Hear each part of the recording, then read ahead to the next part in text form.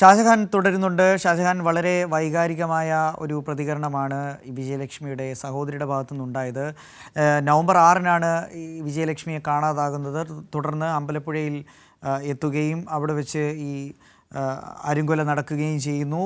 എന്നാൽ ഈ 2 വർഷമായി ഇവർ തമ്മിൽ പ്രശ്നമുണ്ടായിരുന്നു എന്നാണിപ്പോൾ ഈ സഹോദരിയുടെ ഭാഗത്തു നിന്ന് മനസ്സിലാക്കാൻ കഴിയുന്നത്. ഇപ്പോൾ ജയചന്ദ്രൻ കുറ്റസമ്മതം നടത്തിയ സാഹചര്യം, ഒപ്പം തന്നെ എപ്പോഴാണ് ഈ കൃത്യം നടത്തിയതെന്നടക്കമുള്ള വിവരങ്ങൾ ഇനി പുറത്തു വരേണ്ടതായിട്ടുണ്ട്.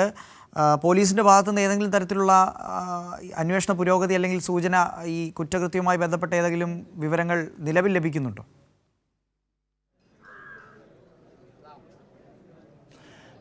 സിജു, അക്കാര്യങ്ങളൊക്കെ തന്നെ നമുക്ക് വളരെ പെട്ടെന്ന് തന്നെ ജനങ്ങളിലേക്ക് എത്തിക്കാൻ സാധിക്കും. കാര്യം ഇപ്പോൾ ഇൻക്വസ്റ്റ് നടപടികളൊക്കെ തന്നെ പൂർത്തിയായി. ഇനിയിപ്പോൾ മൃതദേഹം മോർച്ചറിയിലേക്ക് മാറ്റാൻ ഉള്ള ശ്രമമാണ്. കാര്യം അവിടെ ആലപ്പുഴ മെഡിക്കൽ കോളേജിലോട്ട് മാറ്റിയതിന് ശേഷമായിരിക്കും ഇനി പോസ്റ്റ്മോർട്ടം നടപടികൾ എന്തായാലും നടക്കുക.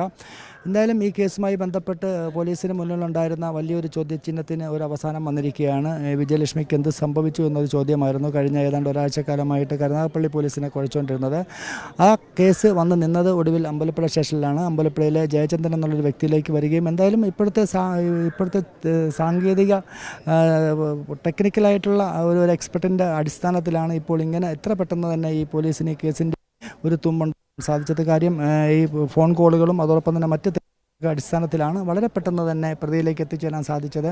ഈ ഫോൺ കോളാണ് ഇതിന് പ്രധാനമായിട്ടും ഒരു ഘടകമായത്. ഈ സ്ത്രീ ഉപയോഗിച്ചിരുന്ന ഫോണിൻ്റെ ഡീറ്റെയിൽ എടുത്തതിന് ശേഷമാണ് ഇയാളിലേക്ക് എത്തിച്ചേരാൻ സാധിച്ചതും. ഇയാളെ ചോദ്യം ചെയ്യാനായിട്ട് കഴിഞ്ഞ ഞായറാഴ്ച പോലീസ് ജയിലിനിടയിൽ അയാൾ ഇക്കാര്യങ്ങളൊക്കെ തന്നെ പോലീസിനോട് ഭാഗികമായിട്ടാണെങ്കിലും പറയുന്നു. അതിനുശേഷം പോലീസ് കുറച്ചുകൂടി ശക്തമായ രീതിയിൽ പോലീസിൻ്റെ അതേ ഭാഷയിൽ തന്നെ ചോദിച്ചപ്പോൾ കാര്യങ്ങളൊക്കെ തന്നെ അയാൾ തുറന്നു പറയുന്ന ഒരു സാഹചര്യമുണ്ട്. ഇപ്പോൾ പ്രതിയുമായിട്ട് ഇന്ന് രാവിലെ പോലീസ് അമ്പലപ്പുഴയും അതോടൊപ്പം തന്നെ കരുനാഗപ്പള്ളിയിൽ നിന്നുള്ള പോലീസ് എത്തി.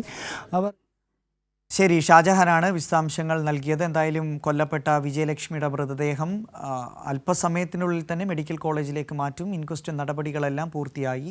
സംഭവത്തിൽ പ്രതിയായ ജയചന്ദ്രൻ കുറ്റസമ്മതം നടത്തി. ഇനി മറ്റു വിശദാംശങ്ങൾ വരും മണിക്കൂറുകളിൽ അറിയാം.